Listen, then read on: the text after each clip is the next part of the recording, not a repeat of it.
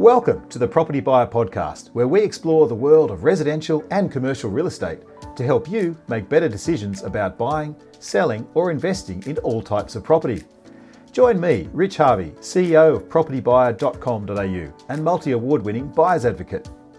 Our podcast features expert interviews, market trends and insights, and practical tips for navigating the complex world of Australian real estate. Whether you're a home buyer, a seasoned property investor, commercial buyer, developer, or simply curious about the property market, our podcast is for you. Join us as we share our knowledge, strategies, and experience and help you achieve your property goals.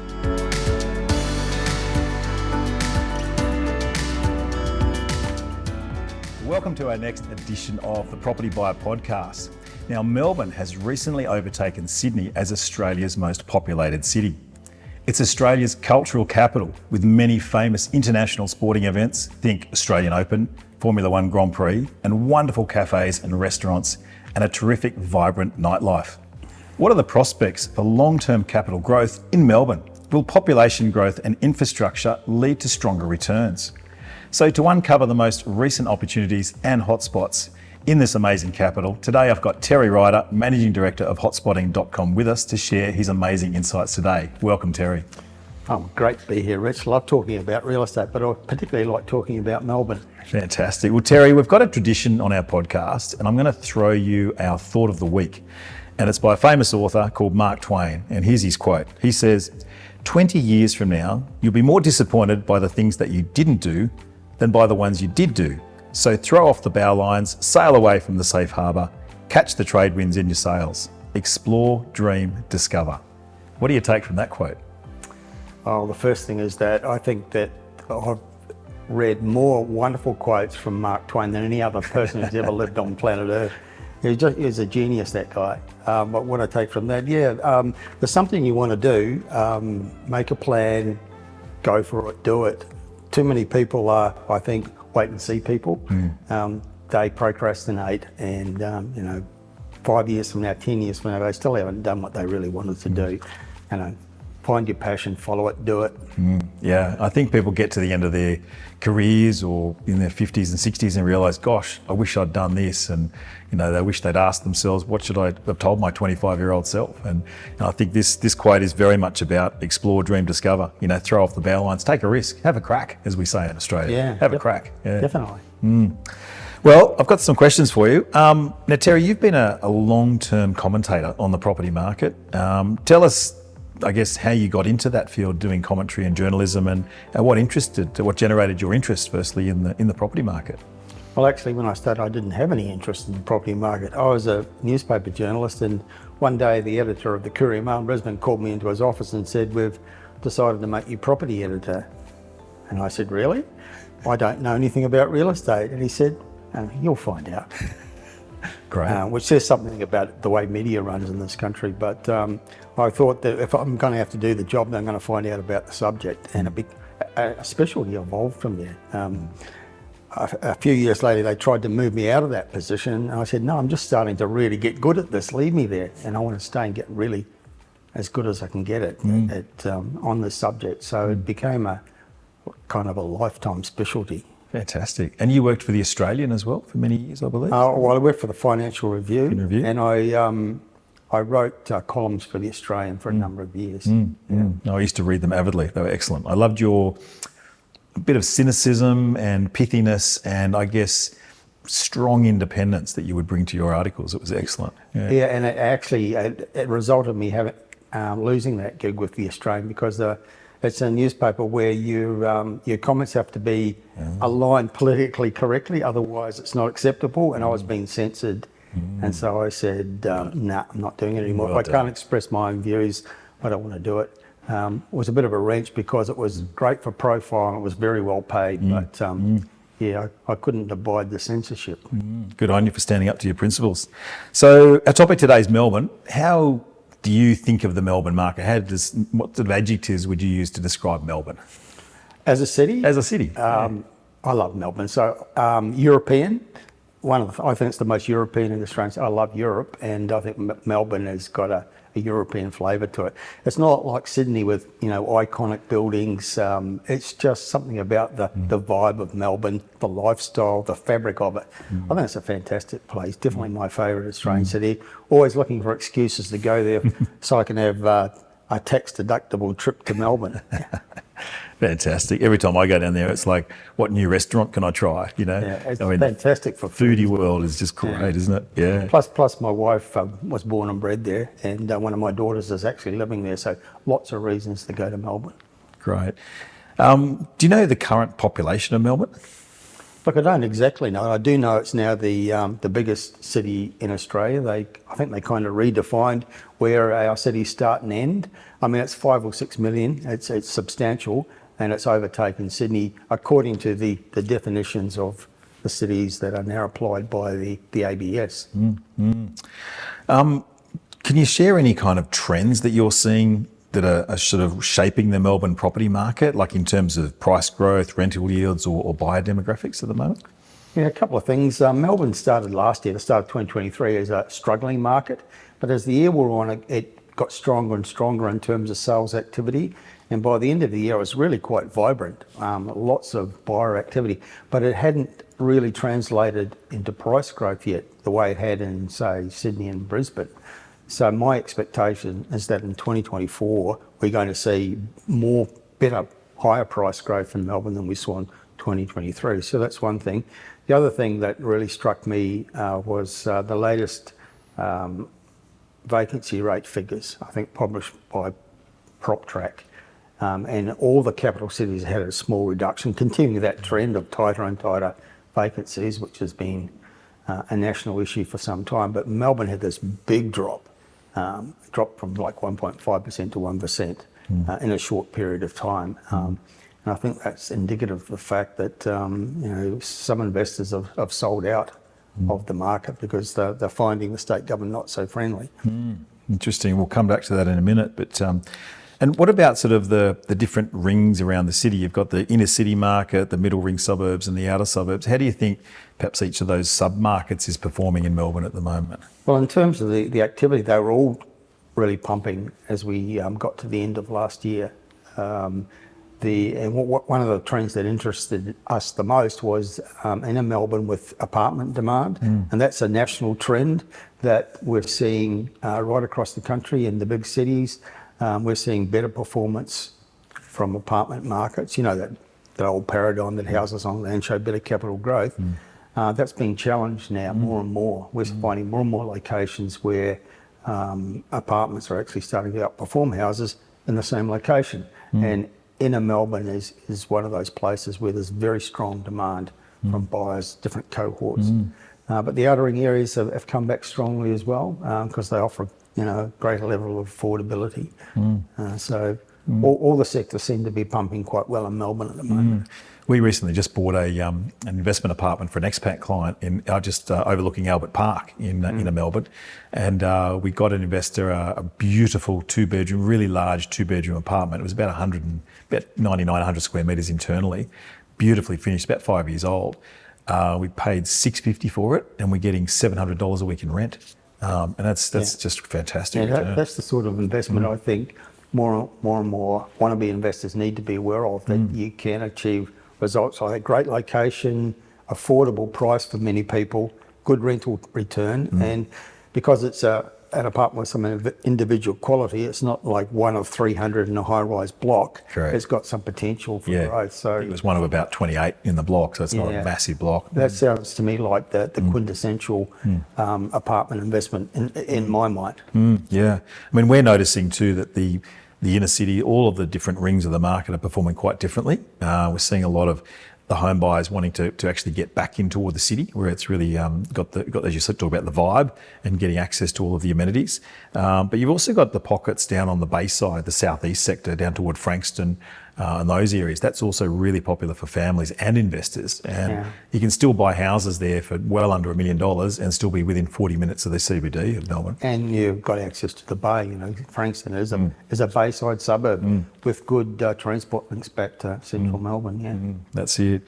So let's talk about Melbourne price growth. I did the numbers, so you didn't have to sort of come up on the spot with it, but over the last 25 years, I took the median house price and analysed it. And back in 2003, the median house price was $315,693. Today, it's roughly around $1 million. So the average growth over the last 25 years has been 7.4%. So it's been pretty consistent, pretty similar to Sydney, around 7.5%. So when you average out the mean or the average of those prices, how have you seen price growth, say, the last 5 to 10 years, particularly over the COVID phase?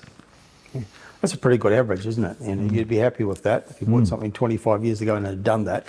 In the last 5 years, well, 2020, when we were told prices were going to collapse, they didn't. And Melbourne showed moderate growth. And then 2021, like a lot of other places, huge growth, above 20%. 2022 was a year in which Melbourne sort of subsided for various reasons.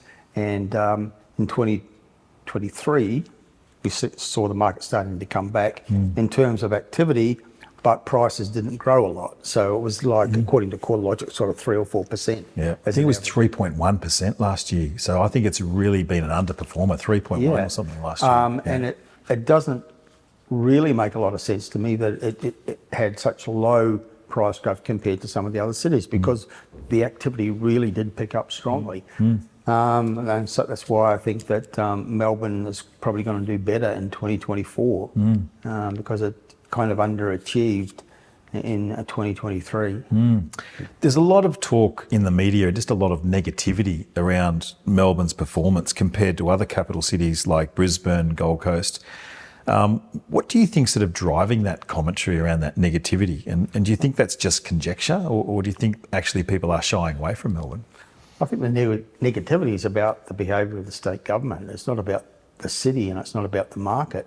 There's the state government, don't want to dwell too much on politics, but in my view, the state government of Victoria has been and still is the most investor-unfriendly state or territory government in the country.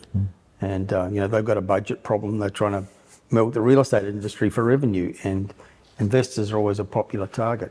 So I think that's where the negativity, cancellation of the Commonwealth Games. I mean, who does that? Particularly after you only 12 months ago you applied for it and got it, and then you turn around and just cancel it, claiming that the cost of running it has risen from $2 billion to $7 billion in 12 months. I mean, I think it's created a bad vibe that doesn't really, it's not really justified, because Melbourne and Victoria is one of the strongest economies in the country. It's got wonderful population growth boosted by overseas migrants, great lifestyle, particularly in regional Victoria. A lot to recommend it, but it's getting a bad vibe from its government. Yeah, I mean, that's the leads into my next question about just how much the Victorian government has increased land taxes, particularly. I mean, I own property down there, and they've increased our land tax by about, I can't remember, it's going to be about 10%, 15% more this year. And it's like, I look at it and go, is it worth it? And for me, yes, I'm just going to hold it. I'm not going to react negatively and just sell my property just because I don't like the taxes going up. But they are an easy target, property investors. But what impact do you think it's having on not just investor psyche, but the investment property market in Melbourne? Well, it's not helping at all, and it's bad news for tenants in Melbourne and Victoria. Some people will be able to absorb it. It's not just land tax. I mean, they've come up with new taxes, vacant land tax, and they've increased stamp duty, and investors are always targeted. Some investors who have already had to accommodate rising interest rates and rising insurance costs and rising council rates, everything's gone up. Rising taxes from the state government can be the tipping point for some people. So they say, we just can't afford it. We're already on a tight budget as a family. We can't afford to be tipping money into our investment property, so they'll sell it. And I think the record shows that there have been a lot of investors selling out of Victoria in the last 12 months. Yeah, unfortunately, I think it's going to have a real detrimental effect on the volume of investors, hence the volume of rental stock in Victoria. Yeah. So as you say, we already have a rental crisis, and I think taking a cheap shot at just trying to increase the tax revenue is going to backfire on the government. It's very short-sighted, because they haven't thought through the consequences. The people who are going to suffer ultimately will be, people who need to rent, like Exactly. a third of their constituents. That's right. We really appreciate you tuning in to the Property Buyer Podcast, and I hope that you're finding our expert interviews helpful. So that we can keep providing this information and growing our audience, we rely on word of mouth recommendations. If you found this information useful, could I please ask you to share this podcast with your friends, family and colleagues, and ask them to subscribe to the Property Buyer Podcast. It would be a big help, and we'd be very grateful for your support. Thanks once again for sharing the links. And now, let's get back to the podcast.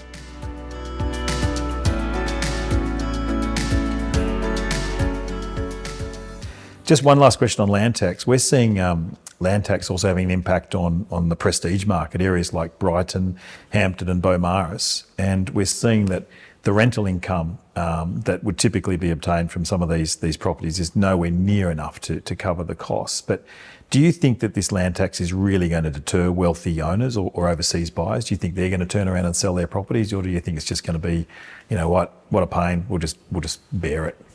Well, I think that the wealthy can probably absorb it because they'll probably comfort at the fact that in the long term they're going to do pretty well out of capital growth. And they may have the financial capacity to absorb those extra costs. It's the people down the chain, the $500,000 type investors that can't sustain those increases in taxes. So those wealthy suburbs, not so much, I would expect. I want to delve into your hotspotting brain for a minute. And are there any particular pockets of Melbourne that you think are primed for capital growth relative to other areas? And perhaps what might be the drivers of those areas? Yeah, well, again, some of the inner city apartment markets, well located apartments with individual character. We're not talking about the Docklands of this world. Avoid those ones. But so we're just seeing an uplift in demand in those areas, and it's about lifestyle, it's about location, it's about affordability. There's all sorts of cohorts that for whom the apartment lifestyle suits, downsizers, young people starting out, people who like to lock up and leave, low maintenance lifestyle, migrants who come from countries where that style of living is the norm. So certainly, there are inner city suburbs like, I suppose, like the Hawthorn type suburbs where you might be paying $2 million for the average house, but you can buy a decent apartment for $600,000 or $700,000. There's quite a difference there. So you access that location and lifestyle for a much lower price. So that's one. Some of the outer ring areas close to big employment nodes, like a city of Hume, sort of in the north suburbs like Sunbury, affordable for a lot of people. It feels like it's a long way out, but contrary to the popular myth, most people don't work in the CBD. Most people work in suburban jobs nodes, and there's a lot of big employment nodes up in the north of Melbourne. So those sorts of areas, I think, are going to get ongoing demand for those reasons. Okay.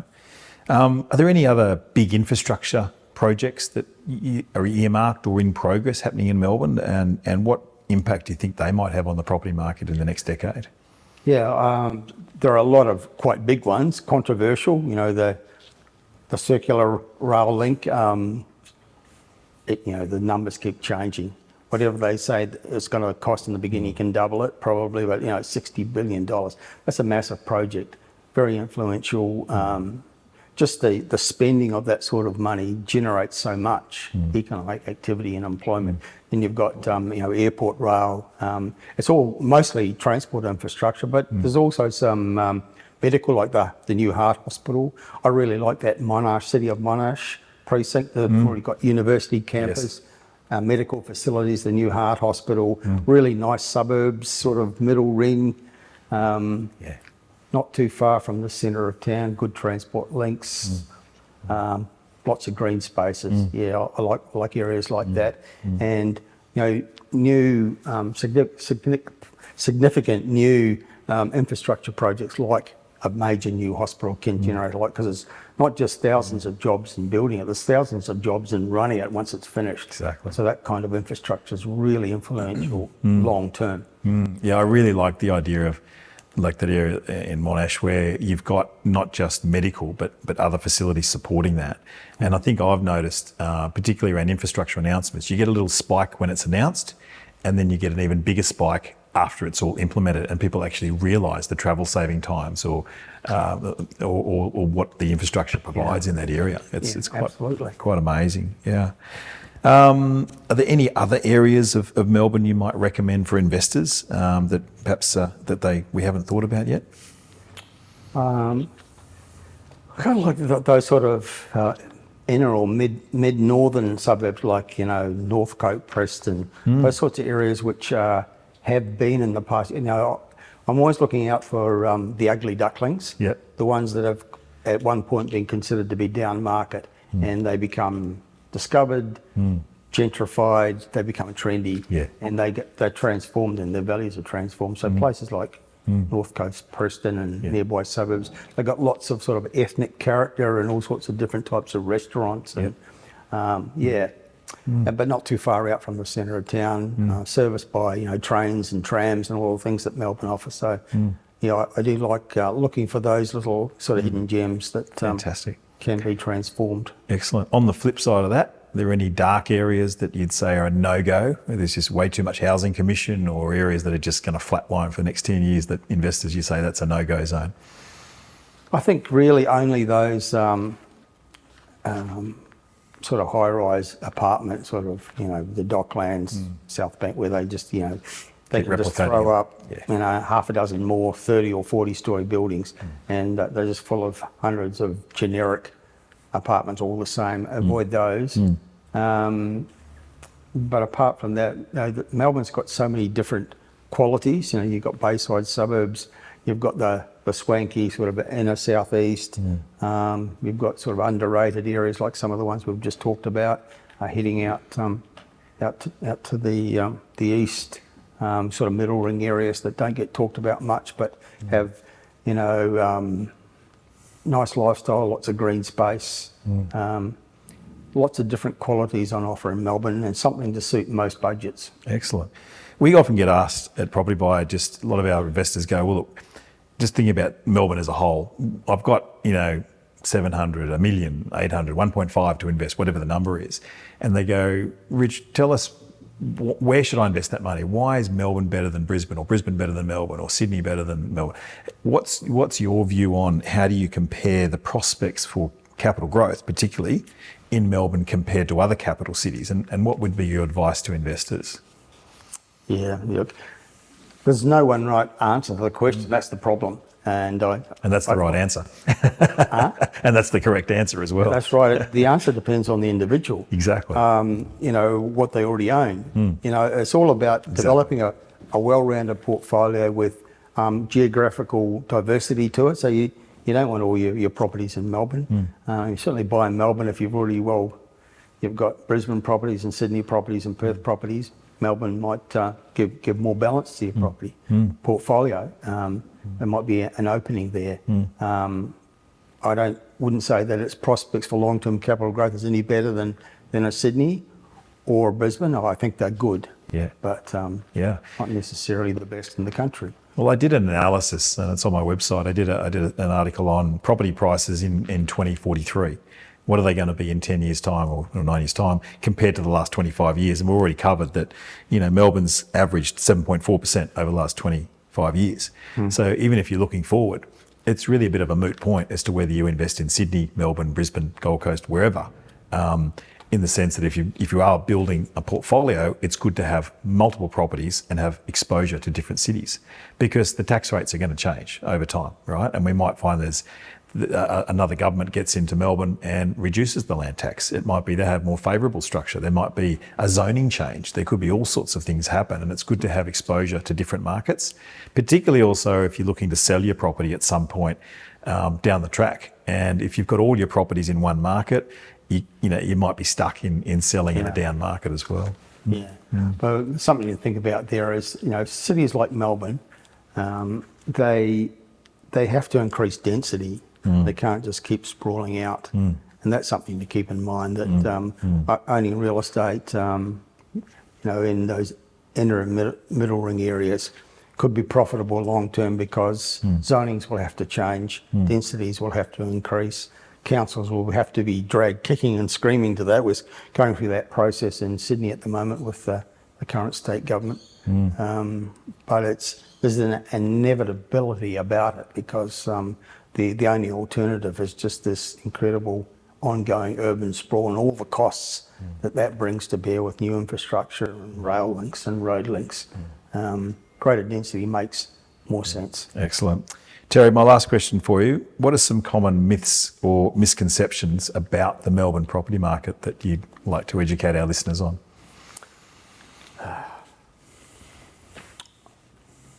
I can't think of one.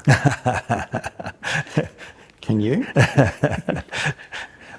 I think, okay, well, you're throwing the question straight back at me. Well, I think a lot of people think of Melbourne as one market, and I think there's so many beautiful different types of properties in Melbourne. You do have the inner city market. You've got some beautiful Victorian terraces, you know, in Carlton or Fitzroy.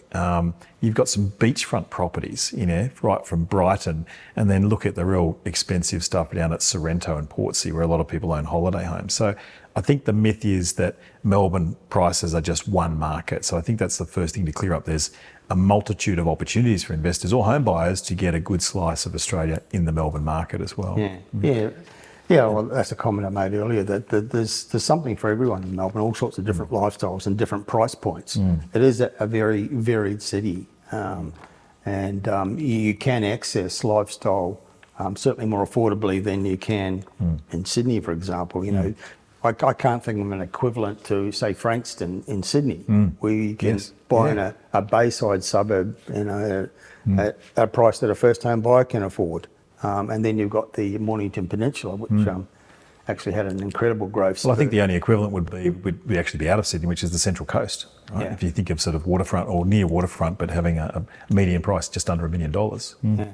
But then you also go down towards, heading towards Geelong, depending on whether you consider Geelong to be part of Melbourne or regional, doesn't matter really. I mean, it's very accessible, very strong market, continues to show growth, very strong economy, lots of jobs.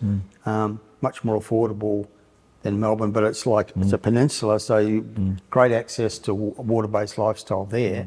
And a little bit further up, heading up through the Wyndham City, we've got Point Cook and Werribee with access to lifestyle, but at prices that maybe first-home buyers can afford. I mean, just the last anecdote I'll finish with, I bought a property in Melbourne back in 2000 and I'm trying to remember the year now, 2005, 2006 for about $530,000. I bought a 3-bedroom plus study townhouse in North Carlton, and I've still got it today. And its value today is about 1.65. It's got views of the city, and I'm getting, trying to think of the number now, 1,000. No, I'm not. I'm actually getting 1,100 a week for it. So it's a great investment. Never had a problem renting it. It's walking distance to Lygon Street, all the pasta and the Italian places there. It's wonderful. Walk to the university. So it's been a great long-term buy and hold. It's a fantastic location, isn't it? The hospitals, precinct, university campuses, Lygon Street, not far from the CBD. Not a bad location. No, that's great. Yeah. Well, Terry, thank you so much for giving us your insights into the topic on why invest in Melbourne, and we look forward to catching up with you again soon. And thank you again, everyone, for joining us on the Propertybuyer Podcast, and we look forward to connecting with you again very soon. Please reach out if you've got any questions. And that's all for us for now. Bye for now. Thanks for being with us on another Property Buyer podcast. If you have a question you'd like to ask, please click on the SpeakPipe link and we'll answer this during the next episode. If you're looking to buy a residential or commercial property in the near future and would like to get the added advantage of having a buyer's advocate on your side, then please reach out to my team today and send us your inquiry, and we'd be delighted to help. Please visit our website at propertybuyer.com.au, where you can stay updated with all my latest market updates, weekly blogs, and live suburb profiles to help you make better property decisions. We look forward to connecting with you again on the next Property Buyer Podcast.